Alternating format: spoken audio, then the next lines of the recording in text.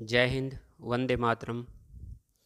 आज हम आयुर्वेद की कुछ विशेष औषधियों के बारे में चर्चा करेंगे, जैसे कि पाचन क्रिया को बढ़ाने वाली कौन सी औषधि है, विरेचन करने वाली यानी कि कब्ज हो गई है तो कब्ज को दूर करने वाली, कफ की शिकायत हो गई है, फेफड़ों में कफ जम गया है तो वमन करवाने वाली कौन सी उत्तम औषधियाँ हैं। आज हम उन सभी औषधियों का जिक्र करेंगे और साथ में जो आयुर्वेद की सांकेतिक परिभाषाएं हैं उनका भी जिक्र करेंगे। आपने मेरे चैनल को लाइक नहीं किया है तो लाइक कर लें, सब्सक्राइब कर लें और बेल आइकन को दबा लें ताकि आपको आने वाली सभी वीडियो मिलती रहें। आओ शुरू करते हैं। सांकेतिक परिभाषा। दीपन। दीपन उस क्रिया को कहते हैं जो द्रव यानी कि जो औषधि जठरांगनी को प्रदीप्त करती है यानी कि पेट की अग्नि को जगाती है और आम को नहीं पचाती। जो कफ है, श्लेष्मा है, चिकने पदार्थ हैं उनको नहीं पचाता, उसे दीपन कहते हैं। जैसे कि सौंफ।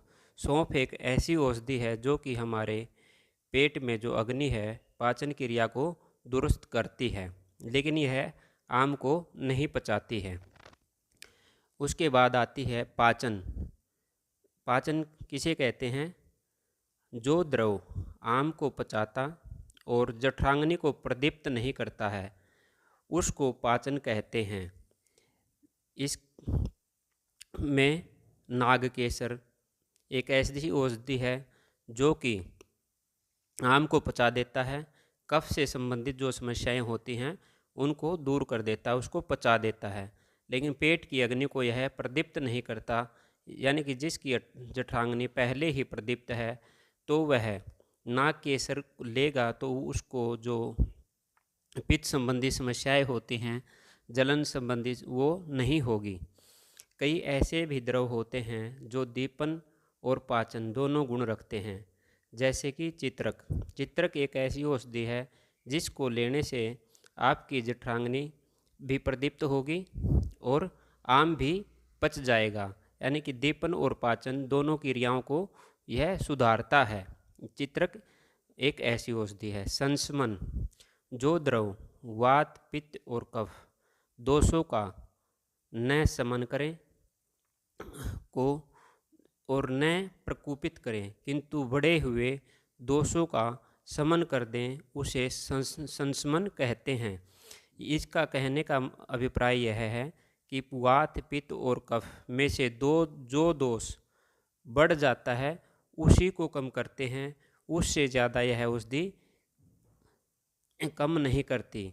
और ऐसी औषधि है हमारी अमृता गिलोय, जो कि हर गांव में मिल जाती है, हर जगह पे मिल जाती है। बुखार के लिए भी यह एक उत्तम औषधि है, इसीलिए इसको अमृता कहा जाता है। तो इसको आंख बंद करके आप इसके 4 पत्ते बॉयल करके ले सकते हो। यह आपके बुखार की समस्या को भी दूर करेगा। या वात, पित्त, कफ आपको समझ में नहीं आ रहा कि आपको कौन सी समस्या है तो भी आप इसका गिलोय का प्रयोग कर सकते हो, क्योंकि यह आपके किसी भी दोष को बढ़ाएगी नहीं और न किसी दोष को कम करेगी, बल्कि वह बढ़े हुए को कम कर देगी। अनुलोमन।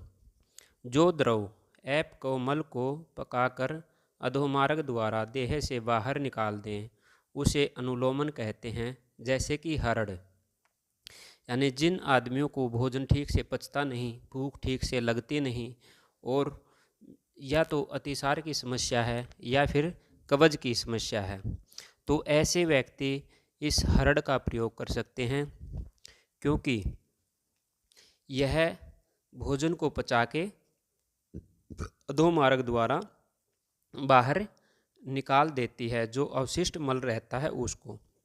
और हरड़ का एक विशेष स्थान भी है आयुर्वेद के अंदर। संचरण।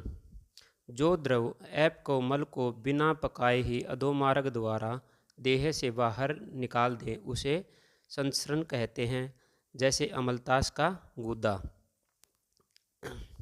भेदन, जो द्रव पतला, गाढ़ा या पिंडाकार रूप में मल को भेदन करके अधोमार्ग से गिरा दे उसे भेदन कहते हैं, जैसे कि कुटकी। यानी कि जिन आदमियों को कब्ज है या मल पेट में जम गया है, किसी भी तरीके का है, वह कुटकी का सेवन करेगा तो यह उस चीज़ का भेदन, जो पेट में अवशिष्ट पदार्थ पड़े हुए हैं उनको भेद कर उनको शरीर से बाहर निकाल देती है।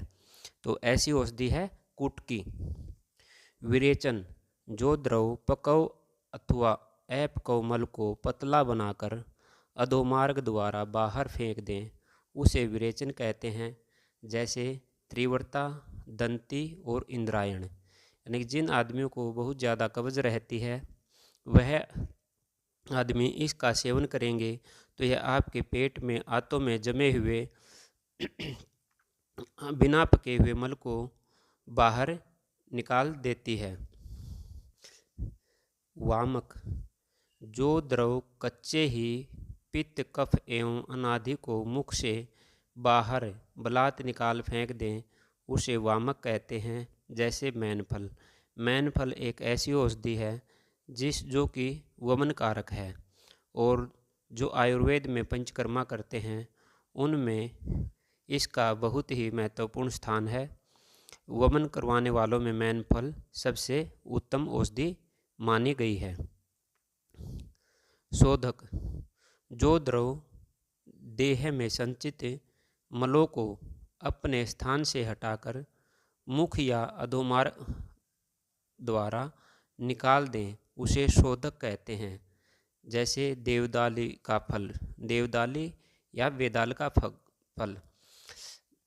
तो अभी हमने अपने शरीर से संबंधित, जो हमारे डाइजेशन सिस्टम से संबंधित जो औषधियाँ हैं, ये है कहीं से भी आप ले सकते हो।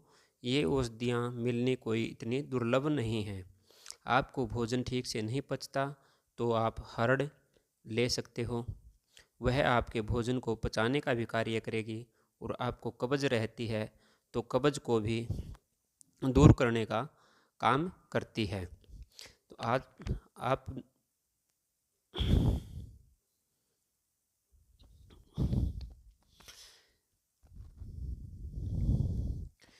मेरे द्वारा दी गई जानकारी आपको अच्छी लगी हो तो मेरे चैनल को लाइक कीजिए, शेयर कीजिए और सब्सक्राइब कीजिए। आपका लाइक और सब्सक्राइब करना मेरा हौसला बढ़ाते हैं। मेरा क्या, कोई भी हो, हर कोई चाहता है कि उसकी चीज़ को देखने वाले हों, तभी वह अच्छे से जोश के साथ और अच्छी बना पाता है। मैं समय समय पर आपके शरीर से संबंधित जो जुड़ी हुई विशेष जानकारियां हैं वो आप तक पहुंचाता रहता हूं। और आज ये जो मैंने जानकारी दी है यह बहुत ही इम्पोर्टेंट है, बहुत ही लाभदायक है। जिसको सामान्य स्तर की समस्याएं होती हैं, आयुर्वेद के अंदर जो ये पदार्थ बताए गए हैं, जो जड़ी बूटियाँ बताई गई हैं, ये सब बहुत ही महत्वपूर्ण औषधियाँ हैं। फिर भी आपको किसी टाइप की कोई समस्या लगती है, समझ में नहीं आता है, या आपको शरीर से संबंधित कोई अन्य परेशानी है, तो आप दिए गए नंबर पर मुझसे व्हाट्सएप के माध्यम से संपर्क कर सकते हैं। हम कोशिश करेंगे कि आपकी उस समस्या का निदान किया जाए और जो उत्तम उपाय हो वह बताया